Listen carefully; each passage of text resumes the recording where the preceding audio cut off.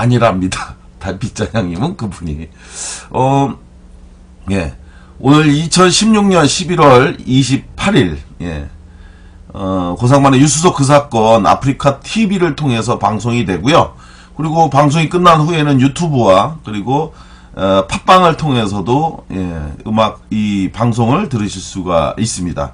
달빛자장님이 그 사람 아니라고 적극적으로 해명을 하셨습니다. 왜 여러분들 다들 그 페북 하시죠? 예. 페북 기능 중에서 재미있는 기능이 작년 이맘때 오늘 있었던 일에 대한 것을 이렇게 다시 띄워주잖아요. 네. 그런데 그걸 보니까 제가 어제 오늘 뭐 요 시기에 굉장히 많은 일을 했더라고요. 제가. 예. 해주먹님이 금은빵 이름이 진보당 간판을 봤다고. 그쵸. 그 금은빵은 무슨 당 이걸 많이 하는데 진보당이군요. 정말 진짜 보석이라는 뜻. 이름이 좋네요. 그 진보당. 근데 제가 어제는 제가 4년 전에 그때가 이제 대통령 선거 때였죠. 대통령 선거 때 장준하 선생님의 의문사 과정의 진실을 추적한 책 장준하 묻지 못한 진실이라고 하는 그 책의 출판 기념회를 제가 4년 전에 했던 날이더라고요. 저도 그걸 기억이 안 났었는데, 근데 그때 이제 제가 기념 사진을 찍고 그걸 페북에다가 이렇게 올렸었는데, 보니까 거기에 옷을 입고 온 분들이 완전히 다 겨울 옷을 입고 왔더라고요. 그날이 굉장히 추웠었나봐요. 4년 전 11월 27일 날이 되게 추웠던 날인가 봐요. 그런데 다행히 지금 촛불 집회를 하는데 날이 그렇게 많이 춥지 않은 거, 그걸 보니까 갑자기 고마운 생각이 들었습니다. 모든 일은, 예, 그러니까 일정하게 어떤 기회나 조건이나 또 분위기나 이런 것이 다 좀 맞아 떨어져야지만이 되는데, 지금 박근혜와 관련해서는 그래도 좀 많이 다행인 것 같아요. 특히 지난 토요일 날은 첫눈이 서울에 굉장히 많이 왔잖아요. 첫눈도 오고 날이 굉장히 안 좋아서 이거 밤이 되면 날이 굉장히 추워질까봐 제가 걱정을 사실은 많이 했었습니다. 그런데 다행히 저녁에도 바람이 불지 않고 기본적으로 날씨 자체가 춥질 않아 갖고 너무 다행이었습니다. 그만큼 박근혜가 하야를 하는 분위기가 무르익어가고 있는 것 같습니다. 많은 분들이 좋아하는 노래죠, 요즘. 예. 이 노래 하나 듣고 같이 갈까요? 예. 윤민석 씨가 만든 노래, 하야 갑니다.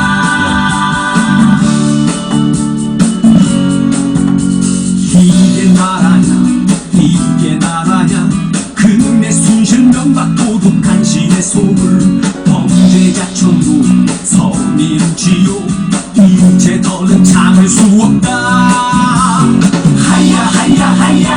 하야하여라 박근혜는 당장 하야하여라 하오 이 노래 가사를 들어보면 정말 많은 분들이 공감이 가는 노래예요. 7시간 동안 너는 무얼 했더냐 우창이 죽어간 우리 아이들 그 원한을 풀어두리라.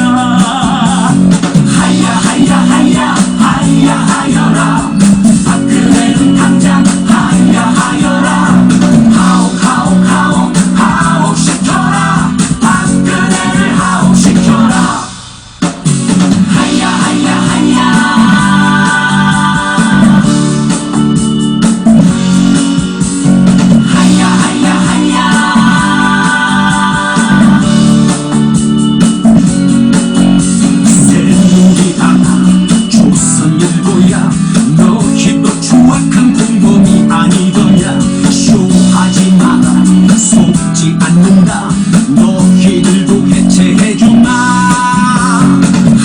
이하진님, 알람 못 듣고 늦었습니다. 아이고, 어서 오십시오. 해주몽님, 패배가 털끝만큼도 인정하지 않는데, 박근혜가, 하야를 무서워서 말 한마디 못하는 시대는 여전할 것 같아요. 뭐 이건 그거 같죠? 프로분 동생님, 오늘 국정교과서 집필진 공개했어요. 라고. 그러니까요. 참. 이제 끝났다 돌이킬 수 없다 조금만 할 때 물러나거라 하야 하야 하야 하야 하여라 박근혜는 당장 하야 하여라 하옥 하옥 하옥 하옥 시켜라 박근혜를 하옥 시켜라 하야 하야 하야 하야 하여라 박근혜는 당장 하야 하여라 네, 지금 들어오신 분들 중에 아직 추천 눌러주시지 않은 분 추천 꼭 눌러주시길 바랍니다. 진부한 빈곤님 이 노래 완전 좋아라고 하셨어요. 박근혜를 하옥시켜라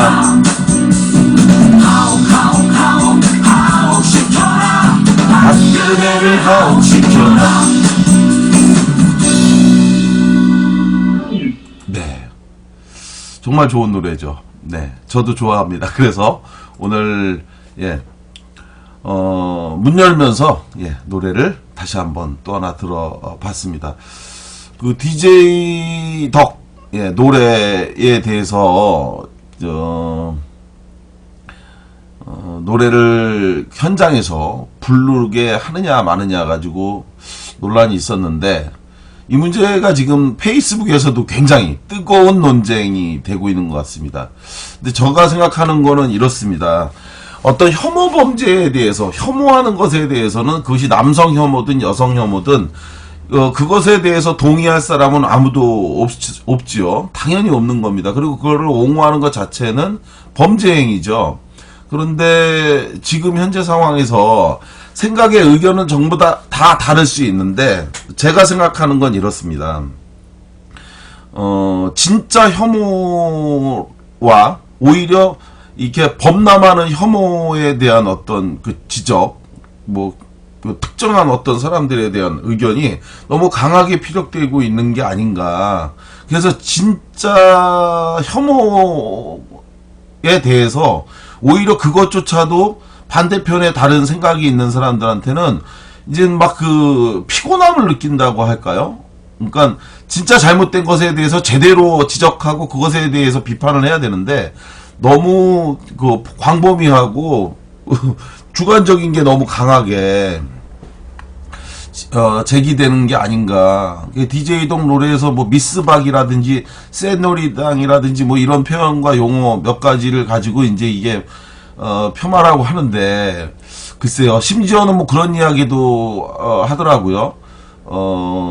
그 박근혜가 여자기 때문에 이렇게 지나치게 비판받는 게 아니냐, 이런 이야기를 하는 것도 봤는데, 저는 과연 이렇게 주장을 하면 진짜 여성 혐오 범죄 또는 남성 혐오 범죄에 대해서 제대로 된 비판 이 여론이 형성될 수 있을까 싶습니다. 자유대한 만세님 감사합니다. 별풍선 주셨습니다. 그런 부분과 관련해서 저는 좀 아쉬운 부분이 좀 많이 있고요. 또 한 가지는 이런 게 있어요. 많은 분들 중에 왜 그런 일이 벌어지는지 너무 안타깝긴 한데, 그 현장에서 라이트 70님도 오셨어요. 작은 손님, 여자가 가정 먹여 살린다는데 이제부터 남자들 좀 편하게 생겼을 게 뭔 얘기인지. 안녕하세요. 방송 시간이 또 바뀌셨네요. 아니다. 오랜만에 오셨군요. 춤포칠님. 바뀐 게 아니고요. 꽤 됐는데, 저희 한 2달 됐는데, 낮에 방송을 한지. 고든빛깔님, 어서 오십시오. 반갑습니다. 있어서는 안 될 일인데, 광화문 광장에서 농성 중에, 촛불 집회 하는데, 성추행을 하는 손길, 이게 있어갖고서는, 논란이 되고 있는 것 같아요. 그래서 페이스북에다가 그런 글을 쓰는 분도 있고, 그거는 있어서는 안 되고 잘못된 일이긴 한데, 그런데 저는 이렇게 생각을 합니다. 그 광장에 나가서 있는 사람 중에 나쁜 사람들도 있고 좋은 사람들도 분명히 있을 겁니다. 그런데 마치 그런 글을 보면 광장에 나간 남자들 어떤 사람들이 성추행을 할 목적으로 간 것처럼 비춰지지 않을까. 그래서 저는 거기에 페이스북에다가 글을 쓴다고 해갖고 그 가해 행위를 하는 정말 100만 명 중에 그게 뭐 10명이 될지 100명이 될지 1000명이 될지는 모르겠지만 여하간 그 사람들이 거기서 하는 행위는 굉장히 잘못된 행위고 용서받을 수 없는 행위거든요. 그런데 그것에 대해서는 사법적으로 처벌을 해야 될 대상이지, 그렇게 페이스북에다가 쓰면 사실 걔네들은 그걸 또 보지도 않을 거거든요. 그리고 그 가해자들은 처음부터 그런 목적으로 나갔을 테니까 걔네들이 거기다 쓴다고 해서 그것 때문에 무서워하거나 두려워할까요? 오히려 제가 볼 때는 역으로 희열감을 느끼지 않을까 싶습니다. 자기가 걸리지 않고 자기가 했는데 그런 피해자가 뭐 거기다 글을 쓴다 이렇게 하면요, 오히려 그럴 것 같아요. 그래서 오히려 이 문제 때문에 정말 대2의 문제, 가장 중요한 문제가 오히려 왜곡되지 않을까. 그래서 저는 예를 들어 현장에서 그 사람 멱살을 쥐고 뭐 이 사람이 성추행을 했다라고 뭐 소리를 지르고 뭐 외쳐서, 아니면 현장에 경찰도 굉장히 많이 있지 않습니까? 뭐 하여간 뭔가 이렇게 돼야지, 그것을 페이스북이나 트위터에다가 써서 광장에서 성추행이 만연하고 있고 행행하고 있다 뭐 이런 이야기를 쓰면 오히려 그것이 도움이 되나 이런 생각이 들어요. 나쁜 놈은 나쁜 놈이고, 저는 그걸 옹호하려고 하는 것이 아니고 나쁜 짓인데 그 사람을 처벌해야지, 사실은 그냥 현장에 나가서 같은 뜻으로 생각으로 싸우고 있는 사람들에게 괜한 오해 또 명예를 훼손하는 그러한 일이 되지 않을까 싶은 우려가 굉장히 많습니다. 그래서 페이스북에서 보면 상당한 영향력을 갖고 있는 분도 그런 피해를 입었다고 하면서 그분이 얘기하는 게 자기가 여고생 때도 그런 일이 많아갖고, 그래서 이 손길이 우연한 손길인지 아니면 고의성을 가진 추행적 손길인지를 자기가 감별하실 수 있다라고 하는데, 참 그런 사연들도 굉장히 안타깝고 슬픈 이야기인데, 그 중에서 수백 개의 손길이 우연히 지나가면서 부딪혔다라고 생각을 하는데 그 중에 하나는 명백히 성추행 행위였다 이런 말씀하시는데, 그놈을 반드시 잡아서 처벌을 했으면 참 좋았는데 그게 안 됐어요. 근데 그것을 페이스북이나 트위터에다가 써서 마치 현장에서 굉장히 많은 범죄가 횡행하고 있고 남자들은 그런 목적으로 광장을 나온 게 아니냐라고 또 누군가는 또 공격하고 할 소지가 있지 않나. 그리고 광장에 갔던 사람의 입장에 한 사람으로선 또 그런 게 또 굉장히 섭섭하기도 하고, 네. 왜 그놈이 잡히지 않고 엄한 사람들이 그 오해를 받아야 되나 이런 생각이 듭니다. 그래서 좀 대의에 충실한 그러한 목적이 무엇인가에 따라서 적절한 그런 그것이 필요하지 않나 이런 생각이 듭니다. 박씨 문제를 여성 혐오라고 주장하는 사람들, 그러니까요. 그런 분들도 있더라고요. 돌베개님. 예, 돌베개님의 지적이셨고요. 친박 페미니스트라고 지칭하는 분들도 계시대. 그런 사람도 있습니까? 일베라고 고든빛깔 2시에 생방송한다고 대신 알려주셨습니다. 오늘 방송 이야기, 예. 먼저 들어가기 전에 간단하게 한 가지 말씀을 좀 드릴게요. 지난번에 한번 말씀드렸던 것처럼 내년 5월에 대통령 선거를 앞두고, 그리고 군에서 사망한 군인들의 문제, 그리고 의무복무 중인 의무복무제를 채택하고 있는 대한민국에서 군대를 가는 그 아이들을 둔 부모들, 이분들에게 아이들이 더 이상 죽지 않고 살아서 그 부모에게 돌아올 수 있도록 하는 그런 나라를 만들자고 하는 캠페인 차원에서 연극 이등병의 엄마라고 하는 것을 만들기 위해서 준비하고 있거든요. 그래서 그것을 11월 1일부터 다음 스토리 펀딩을 통해서 연극 이등병의 엄마 표를 사주세요. 이 캠페인을 하려고 했었습니다. 그래서 11월 1일부터 시작하려고 했는데, 그날 하필이면 최순실이가 귀국을 해버려갖고, 제가 딱 보니까 최순실이 그날 구속될 것 같더라고요. 그래서, 그 최순실 구속되고 아수라장인 상황에서 연극 이등병의 엄마 표를 사주세요라고 하는 걸 홍보하는 것이 적절치 않을 것 같아서, 그래서 제가 한 달을 연기를 했습니다. 그래서 바로 이번 주 목요일 날이죠. 12월 1일부터 다음 스토리 펀딩에서, 그러니까 오늘 방송하고 나서 3일 후인가요? 4일인가요? 3일 후가 되는군요. 그날부터 다음 스토리 펀딩에서 연극 이등병의 엄마 표를 사주세요라고 하는 이 캠페인을 하려고 합니다. 그래서 그것이 좀 올라오면요, 이 방송을 들으시는 우리 청취자분들, 시청자분들, 그리고 팟빵을 통해서, 유튜브를 통해서 이 방송을 보시는 분들에게 좀 제가 부탁을 하나 드리려고 합니다. 7천만 원을 목표로 해서 지금 모금 운동을 하려고 하는데요. 연극표를 사주시면 내년 5월에 저희가 연극 이등병의 엄마, 이것에 초청장을 저희가 보내드릴 거고요. 일정 액수를 더 내주시는 분에게는 책과 함께, 그리고 이등병의 엄마 표를 보내드립니다. 이것이 이제 지금까지 다음 스토리 펀딩에서 가장 돈을 많이 모았다고 해야 되는구나. 버는 게 아니라 모은 분이 누구시죠? 바로 파산 변호사 박준영이죠. 5억 6,700만 원인가를 걷어서요. 2위가 유스타파였어요. 유스타파가 거둔 모은 그 자백이라고 하는 영화를 만드는데 그거보다 더 많은 돈을 모았는데요. 그 박준영 변호사가 저한테 조언해 준 게 있습니다. 이걸 한다고 하니까 박준영 변호사가 뭐라고 얘기했냐면, 형님, 이것의 성패는 다른 것 무엇보다도 최대한 많이 공유가 돼야 된다고 얘기를 하더라고요. 그래서 트위터나 페북이나 카카오톡이나 뭐 이런데 최대한 이게 많이 공유가 돼서 기사가 알려져야지만이, 그래야 이게 많은 사람들이 본다. 예라피바다님 어서 오십시오. 고든빛깔님, 박준영 변호사님 힘내세요라고 제가 꼭 전해드릴게요. 박 변호사한테. 그래서 여러분들에게 말씀드리고 싶은 거, 부탁드리고 싶은 거는 12월 1일 0시를 기해서 0시를 기해서 연극 이등병의 엄마를 만들고 싶습니다 라고 하는 첫 번째 에피소드가 올라갈 겁니다. 그러면 그것을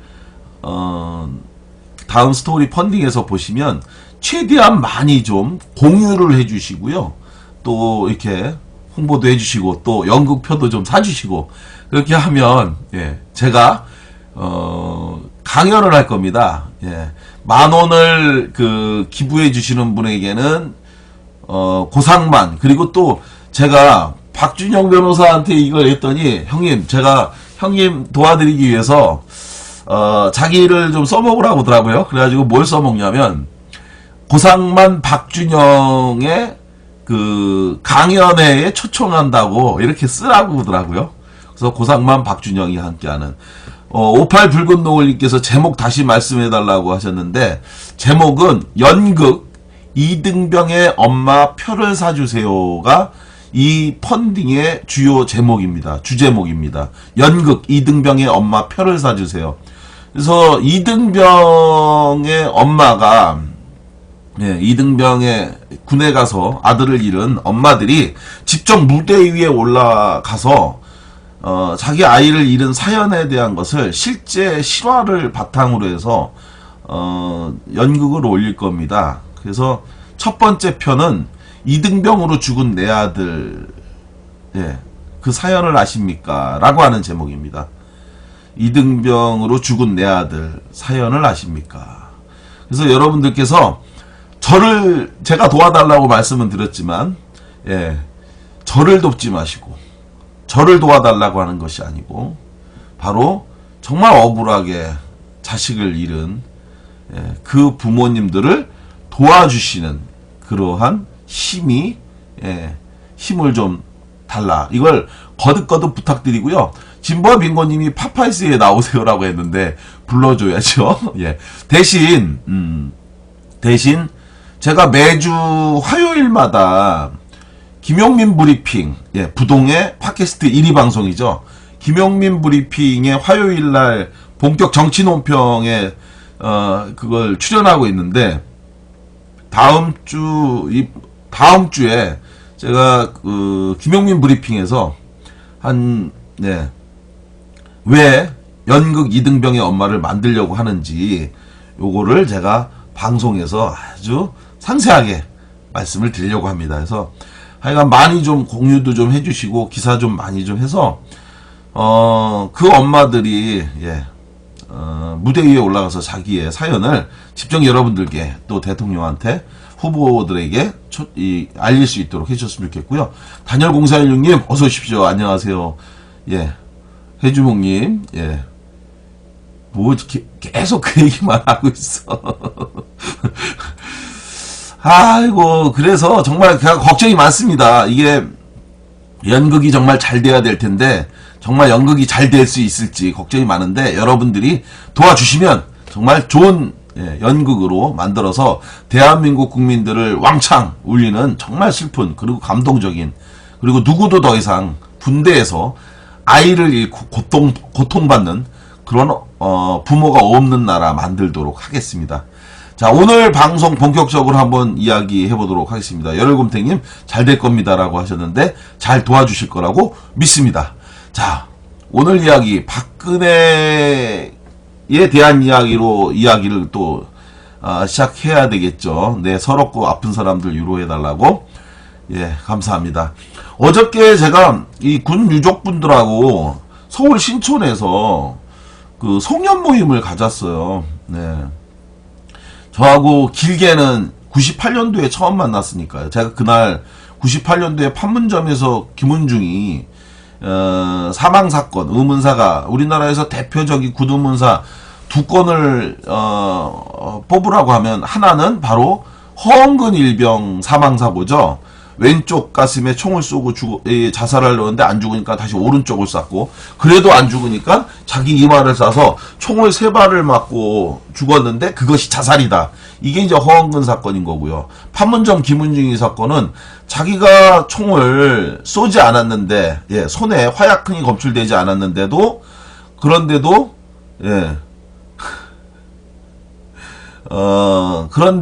그 문제와 관련해서 자살이라고 우기고 있는 사건이 이제 김원중이 사건이죠. 우리 58 붉은 노을님 계좌는 이렇게 하셨고, 열애검탱님 비밀인지 안 가르쳐주세요라고 했는데 그게 아니고요.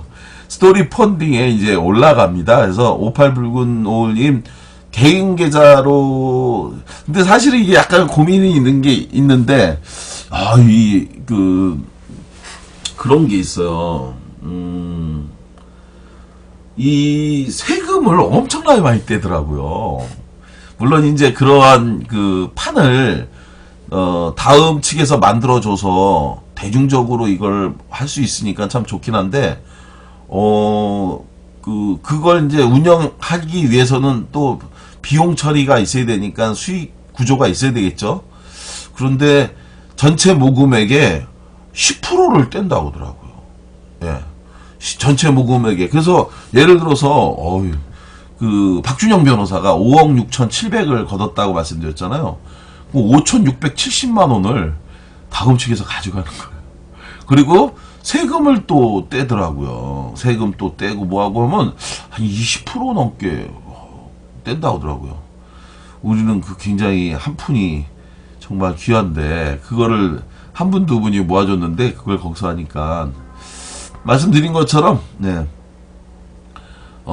펀딩은 스스로 떼서 왠지 싫음요라고 하셨어. 아버지가 군대 전에 이름을 호명하면 어금니부터 꽉 깨물래요. 때리려고 부르는 거라고. 와, 그랬어요? 해주목님? 자, 그래서 여하간, 스토리 펀딩에서 그 계좌가 이 카드 결제를 할 수 있게 이렇게 올라가요. 상품 그것처럼. 그러니까, 거기서 좀 많이, 여러분들이 주실 수 있는, 마음의 성의를 표해주시면, 대한민국에 정말 억울하게 목숨을 잃은 사람들 도와주기도 하고, 또 앞으로 누군가가 그렇게 막 죽지 않는 그런 나라 되도록 좋은 나라 되도록 정책을 만들어가는 역할 끊임없이 하면서 노력하도록 하겠습니다. 자, 박근혜 관련해서 뭐 워낙 많이 들어서 지긋지긋하시죠. 이제 내려오라는 박근혜는 안 내려오고, 그래서 국민들만 자꾸 고생하고 힘들게 하는 정말 이런 구조. 우리 춤포칠님 참여하겠다고 말씀해 주셨어요. 감사합니다. 이 춤포칠님 같은 분들이 계셔서 저희가 뭔가 사회에 대한 문제 고민을 계획하고 그걸 통해서 실현시키기 위한 구상을 할 수가 있는 것 같습니다. 그러한 그 관심, 배려가 또 다른 우리나라를 바꾸는 힘이 되죠. 고돈빛깔님 지긋지긋한 닭이라고 하셨고, 펀딩도 하시고 계좌도 공유하시고요. 김용민 브리핑에 계좌 올리세요. 감사합니다. 그거 좋은 생각인데요. 그러니까요. 네, 저희는 진짜 한 푼이 좀 소중한데 그걸로 연극도 만들고, 만약에 좀 더 많은 분들이 도와주신다면 그렇게 해서 아껴서 연극을 하고, 근데 대신 배역으로 참여하는 분들한테는 저희가 열정페이 안 하고요. 드릴 수 있는 정도를 다 드리고 싶어요. 그래서 이 연극을 만드는 책임자는 저는 글과 대본을 썼고요.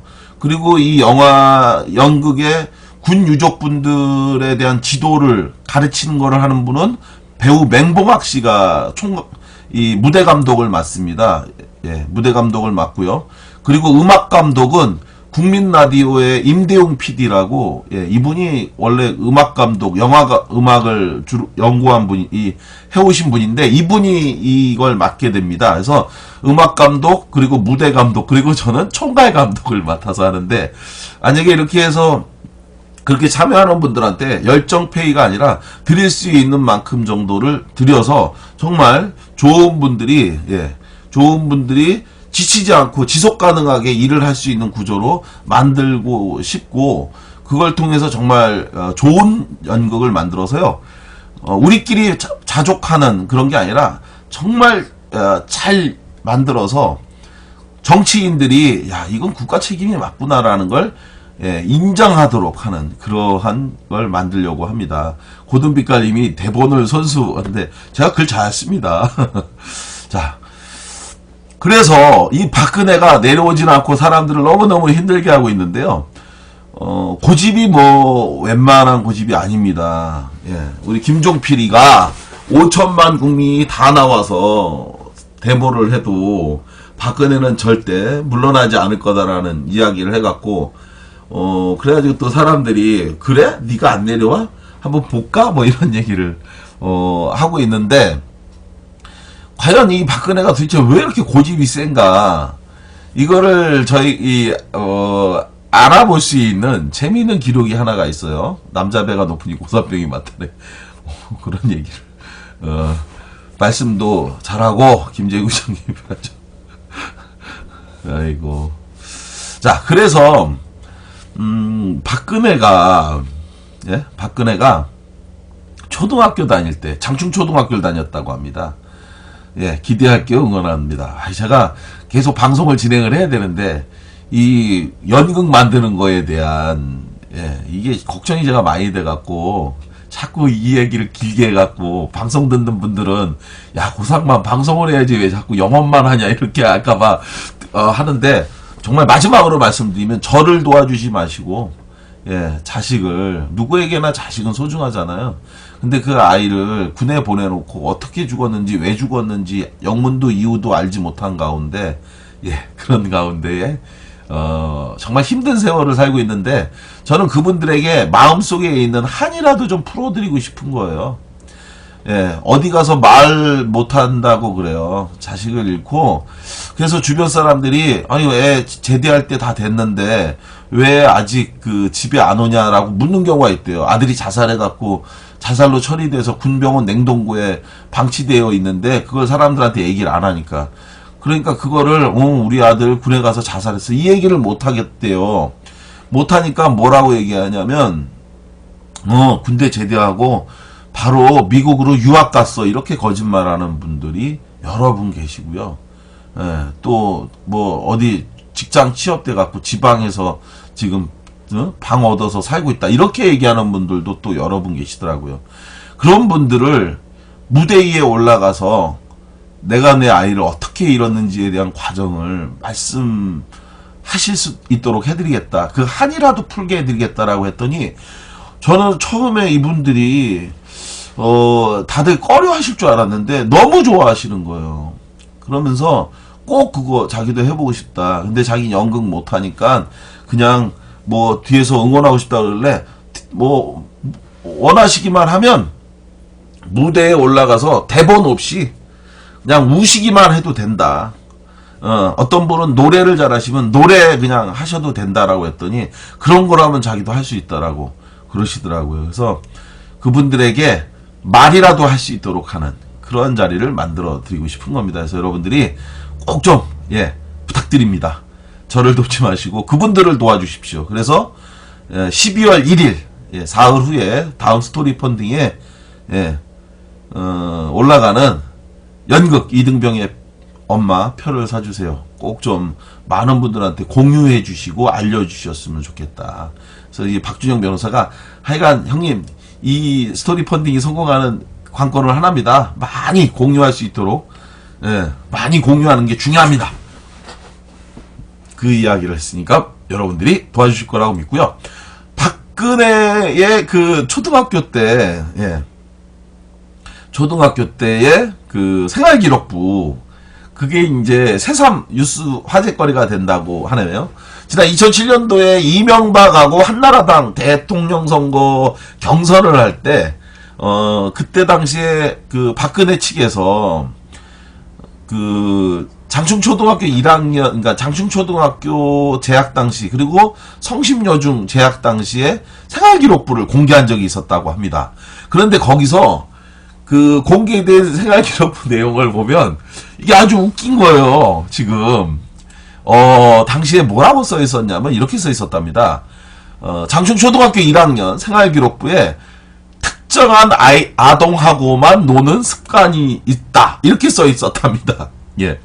특정한 아동하고만 노는 습관이 있다. 이게 초등학교 1학년 때 생활기록부였다고 하는데 지금하고 어떻게 이렇게 흡사합니까? 특정한 아동하고만 노는 습관이 있다.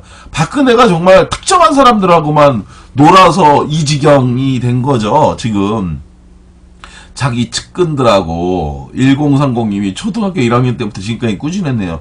그쵸? 제가 봐도 참 꾸준했던 것 같아요. 특정한 아동하고만. 그래서 최순실하고만 노는 거죠. 그죠? 타고난 성격이었어. 저도 이걸 보니까 야, 정말 무서운 일이구나. 이때, 이 초등학교 1학년 담임 선생님을 저희가 한번 좀 만나보고 싶어요. 그죠? 특정한 아동하고만 노는 습관이 있다. 이거를 박근혜가 52년생이거든요? 52년생이니까 올해 그러면 어떻게 됩니까? 64 되는 거죠? 64인데, 3살 버른 8가인 가는 거지. 정신적 문제가 있는 아이네. 라고 다 말씀하시는데, 그러니까요. 그 64인데 8살 때에 특정한 아동하고만 노는 습관이 그쵸. 우리나라 나이는 65세가 되겠죠. 그리고 3학년 때의 그 생활기록부에 써 있는 거 여기에는 또 뭐라고 써 있냐면 자존심이 강한 어린이 이렇게 써 있답니다. 자존심이 강한 어린이라고 써 있다는 거요. 야, 이게 진짜 여기 그 장충초등학교 그 선생님들이 진짜 아이들을 정말 잘 뚫어보는 것 같아요. 그때 당시에 이미 1학년 때는 특정한 아동하고만 논다 그러고 3학년 때는 자존심이 강한 어린이라고 이제 써 있고요. 1030님 한마디로 고집센 아이라고, 춤포칠님은 머리카락이 적은 아이. 그런가요? 똥꼬집이라고 달빛짜장님은 그러셨네. 4학년 때는 뭐라고 써 있었을까요? 야, 이 4학년 때 써 있는 그 생활기록부에 써 있는 박근혜는 더 놀랍습니다. 어떻게 이렇게 정확하게 보는지가 정말 연애 유효기관님 장충초가 좋은 학교죠. 예, 맞죠. 그 당시 선생님들 나름 솔직하셨네. 찐빵건빵님이 말씀하셨는데 4학년 때는 말이죠. 예. 해주몽님, 제 생활 기록부에는 학교에서 태권도를 하지 말아라 였어요. 이런 완전 말썽꾸러기였네. 우리 해주몽님은. 예. 의자에 앉지 않고 서 있는 아이라고 또. 하여간 박근혜는 정말 망신 정말 진짜 스스로 자초한 망신이 큰데 4학년 때는 말이죠. 이 선생 여기 이걸 쓴 선생님은 더 대단하신 것 같아. 약간 냉정한 감이 흐르는 편 이렇게 써 있었답니다. 약간 냉정한 감이 흐르는 편. 킬러 빵빵빵님 어서 오십시오. 야, 이게 1학년 때는 특정한 아동하고만 노는 습관이 있다. 장충초등학교 1학년 때, 예, 박근혜에 대한 생활기록부 내용. 그리고 3학년 때는 자존심이 강한 어린이. 4학년 때는 약간 냉정한 감이 흐르는 편이라고 이제 썼다. 애가 냉정하다. 1030님은 약에다가, 예, 따옴표를 쳤어요. 약간 냉정한 기운. 이렇게 했던, 예, 이렇게 이제, 장충초등학교 선생님들이 박근혜를 정말 정확하게, 예, 정말 정확하게 본 것 같습니다. 자각하기 시작했군. 자기 말에 다 껌뻑한다는 걸. 그죠? 4학년 때 약간 냉정한 감이 흐른다. 그런데 이때까지만 해도, 요때까지 있죠? 그러니까 52년생이지 않습니까? 52년생인데, 박근혜의 아버지, 박정희가 쿠데타를 일으켰던 게 61년도죠. 61년도니까 52년생인 박근혜는 59년도에, 초등학교를 입학한 거예요. 그죠? 59년도에 초등학교를 입학을 했고, 그래가지고 그때 당시에 1학년 때 특정한 아동하고만 노는 습관이 있다고 이제 썼었고, 3학년 때 자존심이 강한 어린이라고 그랬는데, 이 아버지 박정희가 쿠데타를 통해 권력을 찬탈한 때, 그때가 바로 이 3학년이 되는 때 아닌가요? 61년도에 3학년 됐을 때니까. 우리 킬러빵빵빵님, 아유, 고맙습니다. 오늘도 또 별풍선 시원하게 주셨습니다. 감사합니다. 좋은 방송으로 보답하겠습니다. 그러니까, 바로 61년도에 아버지가 쿠데타로 권력을 잡고 난 다음에, 이때부터 자존심이 강한 어린이가 된 게 아닌가. 그리고 62년도 4학년 때는 약간 냉정한 감이 흐르는 편. 이렇게 됐는데, 이 박정희가 권력을 찬탈한 것은 61년이지만 대통령으로 취임한 때는 언제였냐면요. 63년입니다. 63년도에 대통령 선거에 출마하죠. 그래가지고 마침내 대통령으로 올라서서 1인의 권력자가 되지 않습니까? 대한민국에서. 그러니까 이때부터 그 성심여중에서부터는 박근혜에 대해서 쓰는 생활기록부의 내용이 달라졌습니다. 예. 이전에는 아주 솔직담백하게 썼다면, 시건방진 아이였다는 것, 이런 거죠. 예. 약간 냉정한 감이 흐르는 편은 바로, 그쵸. 그런 표현이네요. 고든빛깔님이 정말 정확히 보이시네요. 성심여중에서는 이렇게 있었답니다. 예. 매사가 훌륭하지만, 지나치게 어른스러움이 흠이다.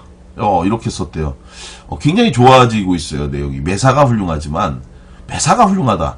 야, 아니, 중학생한테 선생님이 이렇게 쓰는 경우가 있을까요? 저는 사실 이해가 안 가요. 매사가 훌륭하지만, 지나치게 어른스러움이 흠이다. 이때가 이제 아버지가 대통령인 시절이었죠. 성심여중 때는. 그리고 또 하나 쓴 게, 지나친 신중성 때문에 과묵한 편.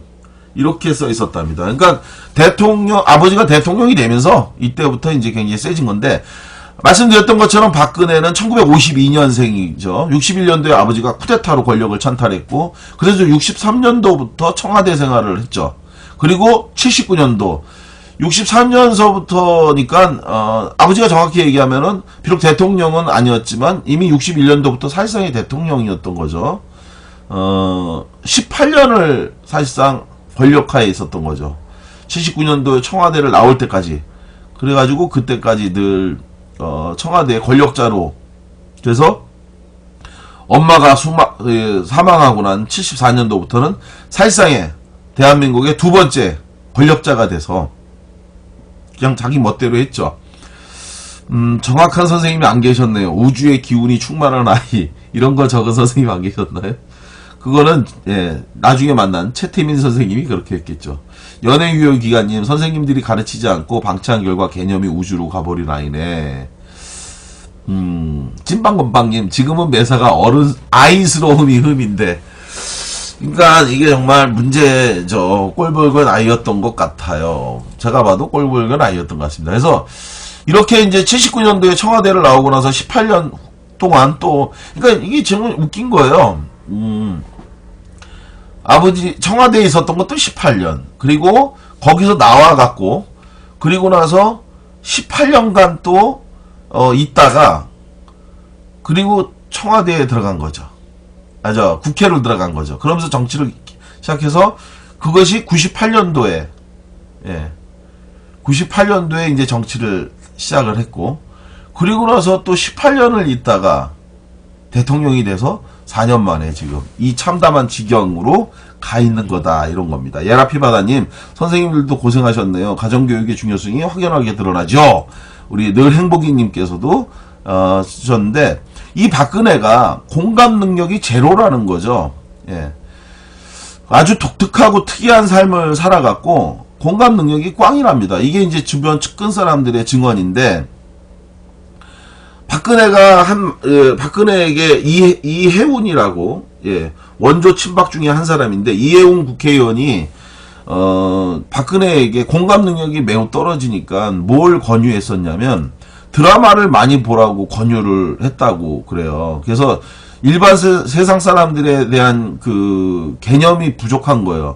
늘 청와대에서 특별한 생활을 아주 어렸을 때부터 하고 20살 그 아무것도 모르던 시절에 제2의 권력자가 돼갖고 대한민국을 그야말로 주물럭주물럭 자기 멋대로 한 거잖아요. 그러다가 갑자기 아버지가 죽고 나서 아파트 200채인가요? 300채죠? 300채에 해당하는 어마어마한 거금과 영남재단, 유경재단, 예, 영남대학교, 정수장학회, 이런, 그리고 또 경남기업의 그 한옥집, 이런 것들을 어마어마한 거를 다 받아서 나와갖고, 그리고 나서, 단 한 번도 자기 직업 없이 남의 능력만으로 먹고 살았던 이런 사람이니까 공감 능력이 없어서 드라마를 보면서 다른 사람들에 대한 걸 봐라. 그런데 박근혜가 여기서 굉장히 놀라운 이야기를 한 적이 있었습니다.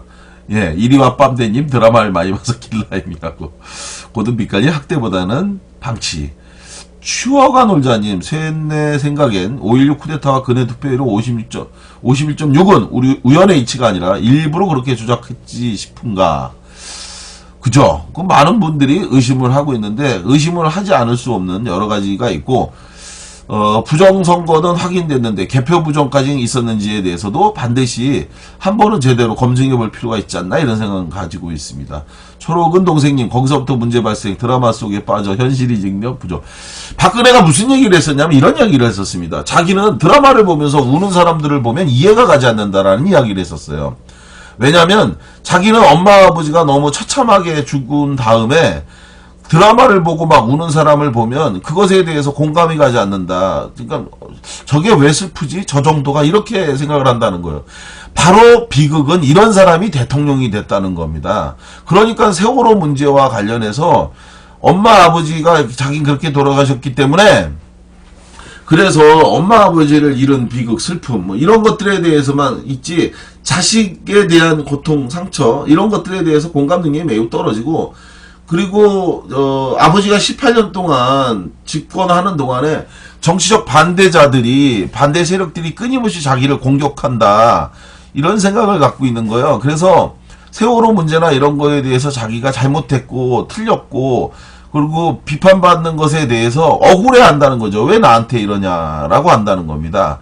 그런 사람이 대통령을 하니까 눈물에 대한 이해를 못 하는 거예요. 그러니까 그 세월호 합동분향소에 가서 꽃을 들고 쇼를 하고 돌아다니지 않습니까? 그리고 웬 이상한 노인네를 만나서 그 사람한테 그게 경호원들이 다 있는데 신분도 확인되지 않은 어떤 할머니가 그렇게 접근하고 다가가서 그리고 나서 충분히 무슨 뭐 드라마를 찍듯이 영상물을 찍고, 이게 말이 됩니까? 더군다나 아시는 분들 이미 다 아시지만 그 현장에서는 그 텔레비전에서는 보여줄 때 아주 차분한 가운데 진지하고 조용한 가운데 대통령 박근혜가 이렇게 무슨 꽃 한 송이를 들고 아주 슬픈 표정으로 현장을 보다가 그리고 나서 다시 이렇게 되돌아올 때 우연히 어떤 할머니를 만나 그 할머니의 손을 붙잡고 위로해주는 장면을 음악을 쭉 깔고 그걸 보여줬는데 실제로 음악을 빼고 나서는 보니까 거기서는 항의하는 그 소리가, 고성이 어마어마했던 거죠. 어떻게 이럴 수 있냐고 막 항의하고 따지는 목소리가 굉장히 크게 울려 퍼지고 있었던 상황이었거든요. 그런데 그 상황에서 분위기가 굉장히 격앙돼 있는데 신분 확인도 안 되는 웬 할머니가 다가가고 있다면 청와대 경호실에서 즉각 제지를 하지 않을 이유가 없습니다. 그런데 그야말로 드라마를 찍었는데 저는 이런 모든 것들이 쇼다. 제가 볼 땐 그것도 최순실 작품이 아닐까. 저는 충분히 의심스러운 부분이 있습니다. 달빛자냥님이 실제 경험이 없으니 에라피바다님 지지율이 5%인데 왜 지금도 탄핵 찬성 의원은 200명이 안 될까요? 글쎄 말입니다. 예, 동네 형님이 보고 잡은 버리지 말고 통째로 쪄서 박근혜에게 선물하라고 하더만요. 안 먹어 그거. 인지 능력이 부족한 거 아닌가. 그러니까 지금도 사실은 박근혜만이 인지 능력이 부족한 게 아니라 여전히 일부 이 어른들 중에서는 너무 심한 거 아니냐. 엄마 아버지도 죽었는데 그 딸한테 너무한다 이런 얘기하는데 저 불쌍하다 이런 얘기하는데 늘 얘기하지만 불쌍한 거는 할머니세요. 우리 국민이 불쌍하죠. 네? 박정희는 그 총 맞아 죽었지만 뭐 애국하다가 죽었습니까? 정말 해서는 안 될, 대통령으로서 해서는 안 될, 민주공화국에서 있을 수도 없는 그런 못된 짓을 하다가 자기 신복한테 총 맞아 죽은 거잖아요.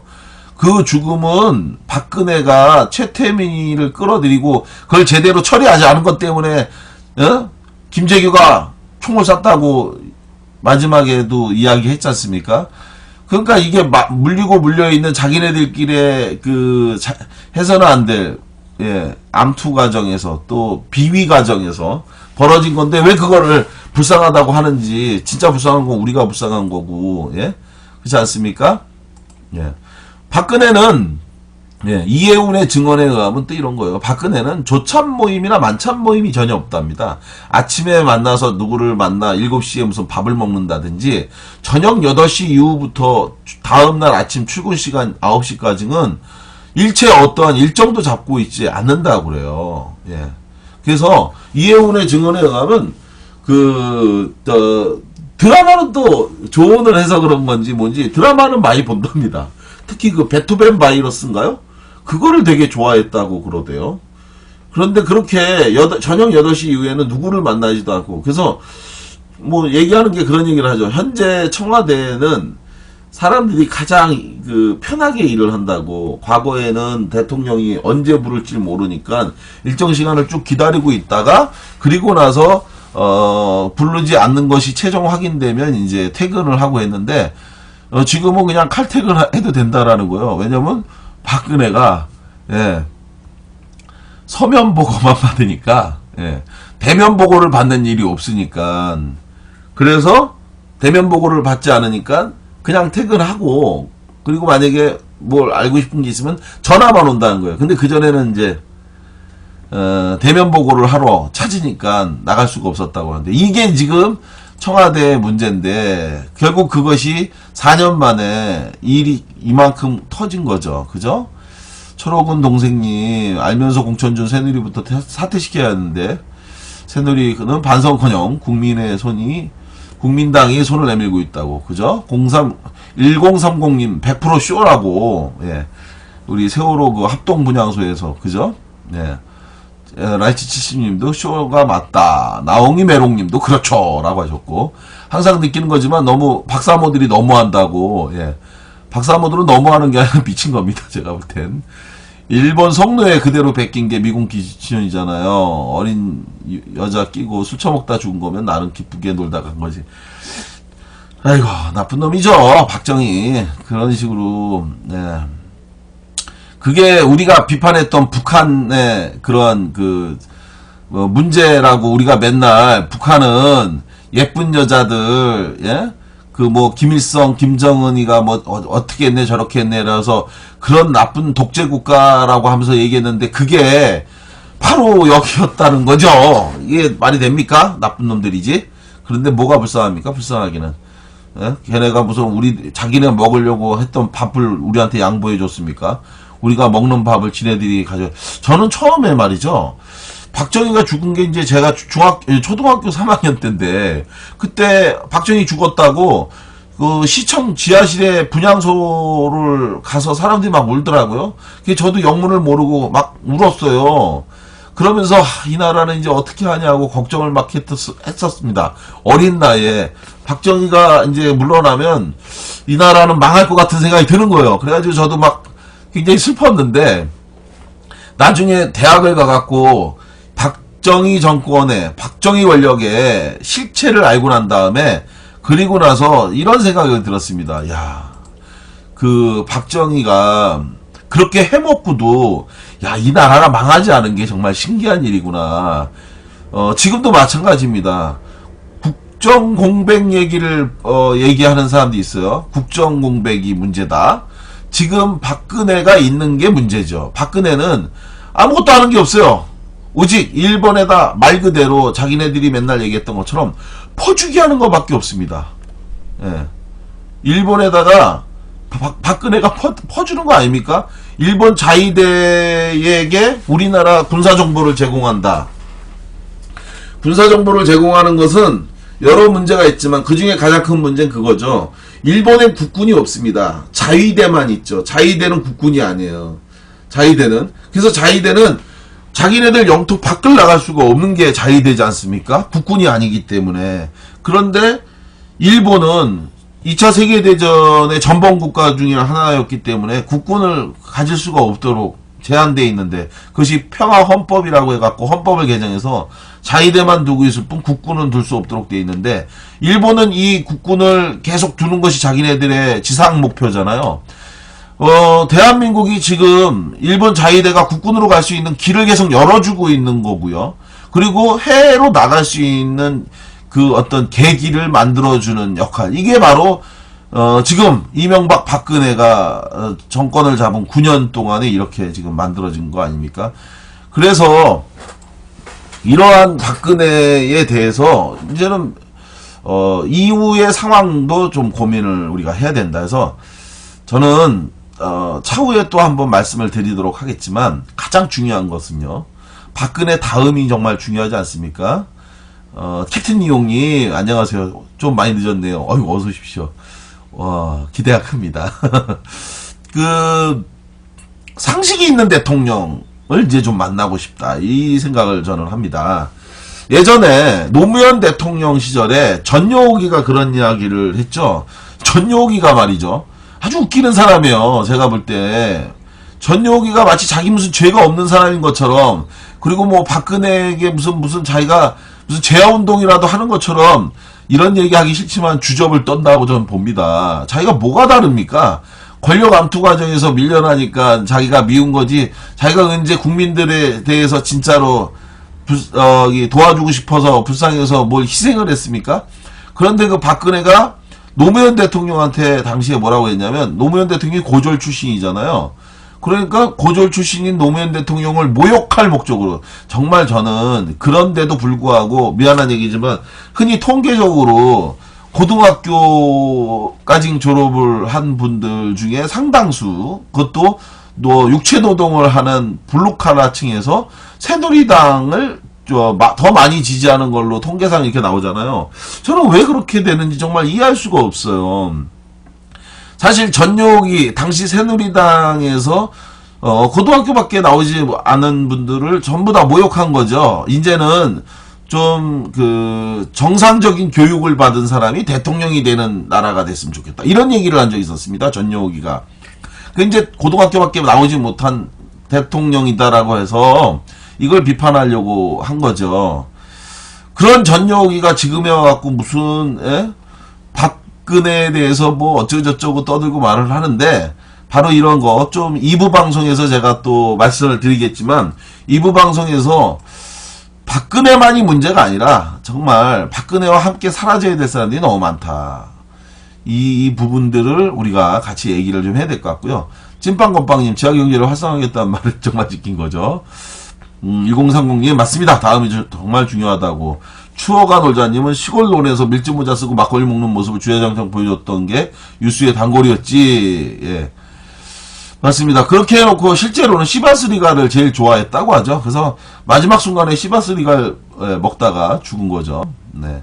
그리고 강요들한테도 시바스리가를 들고 다니면서 이게 따라줬답니다. 예. 자기가 제일 좋아하던 술이 시바스리가리라 그걸로 이제 강요들한테 막걸리가 아니라 그것도 막 하사품이라고 하면서 줄 정도로 시바스리가를 사실은 굉장히 좋아했다고 그러죠. 찐빵건빵님, 맞아요. 스물스물 기억나오는 전용옥도 예 뭐라고 했는데 또 하트 표시가 나와서 뭔 말인지 모르겠어요.